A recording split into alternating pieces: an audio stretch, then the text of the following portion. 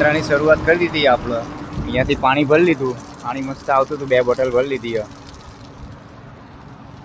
જઈએ હવે આગળ, યાત્રાની શરૂઆત કરીએ. હવે વીરપુર લગભગ અહીંયાથી 7 કિલોમીટર જેટલું બાકી રહી ગયું. વીરપુર જઈએ અને થોડો નાસ્તો કરી લઈએ પછી.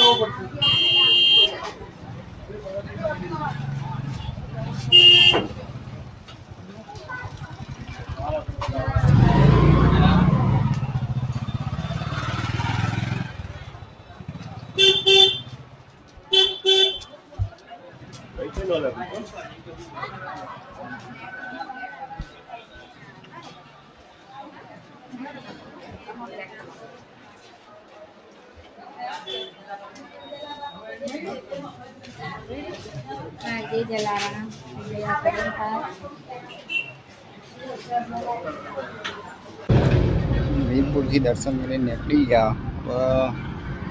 જુનાગઢ અહીંયાથી લગભગ 38 કિલોમીટર જેવું બાકી રહ્યું. થોડો રેસ્ટ લઈ લઈએ.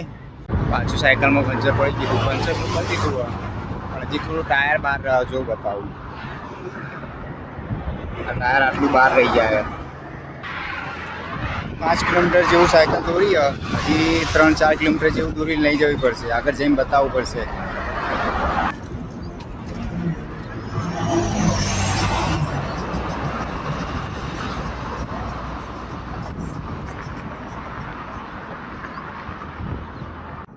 જેતપુરથી નીકળી ગયા. હવે જુનાગઢ જવાનું. જુનાગઢ અહીંથી લગભગ 30 કિલોમીટર જેવું બાકી છે અને ગિરનારના આટલાથી દર્શન થવા માંડ્યા. જોયું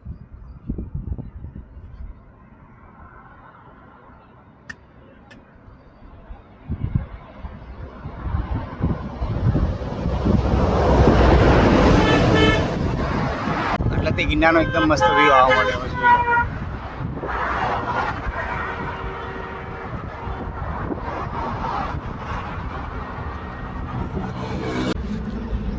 જુનાગઢ અહીંથી 22 કિલોમીટર બાકી રહી ગયું. હવે થોડી વાર રેસ્ટ લઈ લઈએ, 5 મિનિટ. 3 વાગવા આવ્યા.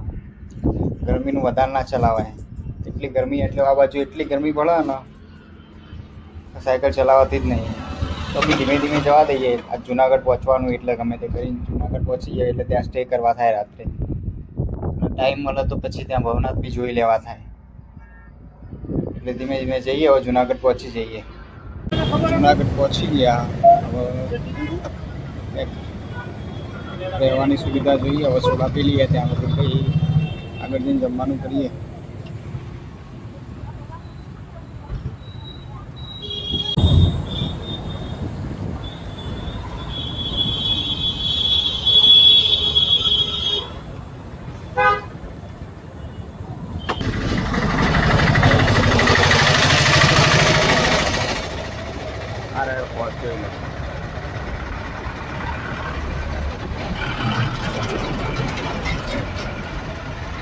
સામે છે ભવનાથ. ગિરનાર પણ અહીંયાથી દેખાવા મળ્યો. જુનાગઢ આવી ગયા. હવે અહીંથી જઈએ આપણે ભવનાથ. લગભગ 3 કિલોમીટર જેટલું થાય જુનાગઢથી. અને ત્યાં જઈને રાત્રે એક ધર્મશાળામાં રોકાઈએ હવે કોઈ બી, અને ત્યાં જમવાનું ત્યાં જ કરીએ. પછી જોઈ લો જુનાગઢ. હવે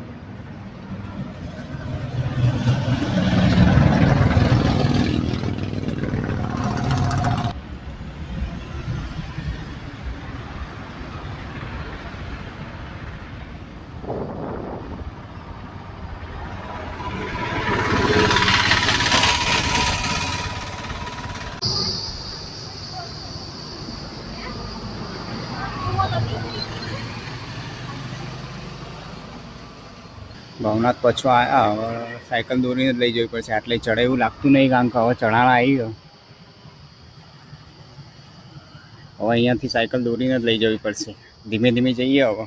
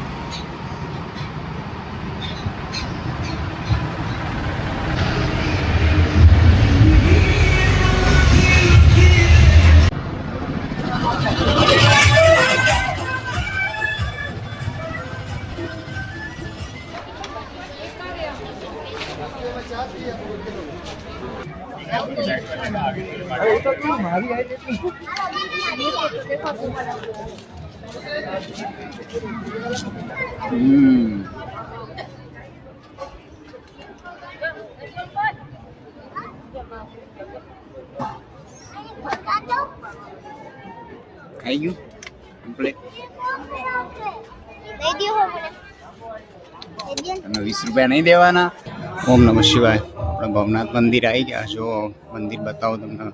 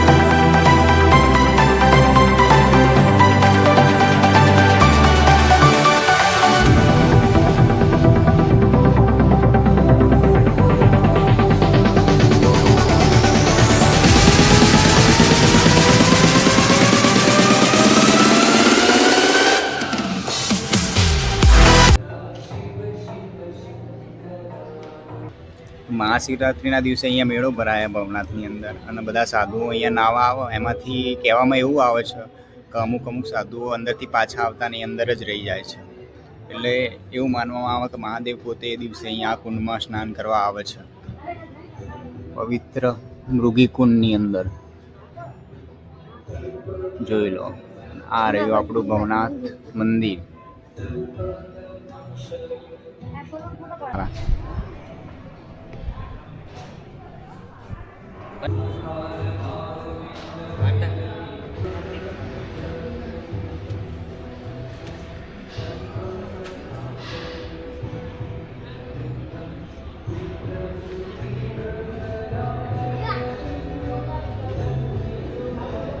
ભવનાથના મંદિરમાં દર્શન કરીને બહાર આવી ગયા. ત્યાં આગળ એક ધર્મશાળા હતી. ત્યાં વાત કરી. આમ તો કોઈને લગભગ સિંગલ પર્સનનો રૂમ નહીં આપતા કોઈ બી જગ્યાએ ધર્મશાળામાં. મેં વાત કરી પણ ના પાડા કે કોઈ અમે એકલાના રૂમ નહીં આપતા. તો બી એમને કહ્યું કે હું આ રીતે યાત્રા કરું એટલે એમને તો બી બહાર થોડી જગ્યા આપી દીધી સુવા. ચાલશે, આમ બી આપણે એક રાત શું એમના માટે શું તો સૂઈ લઈશું આજનો દિવસ. પણ આમ તો ખરેખર તો રૂમ આપવું જ જોઈએ. હવે એકલું માણસ ફરવા આવે તો ભાઈ કે જાય ક્યાં એ રહ્યું, એને રહેવાની સગવડ તો હોવી જોઈએ કે નહીં. બધા જરૂરી નહીં કે બધા કપલમાં જ આવે કે 3-4 જણા જ આવે. એકલું માણસ આવે તો ક્યાં જાય. અમે બહાર આવી ગયા. અહીંયા બધા સ્ટોલ લાગેલા જો ખાવા પીવાના. 10 વાગી ગયા. હવે સુવા જઈએ. જો ગિરનાર રાત્રે કેવો દેખાય બતાવો.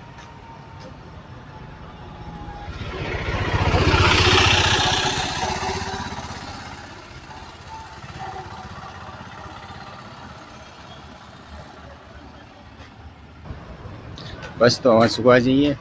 મળીએ પછીના બ્લોગમાં. વિડીયો ગમે તો લાઈક, શેર અને સબસ્ક્રાઈબ કરી દેજો. જય શ્રી કૃષ્ણ.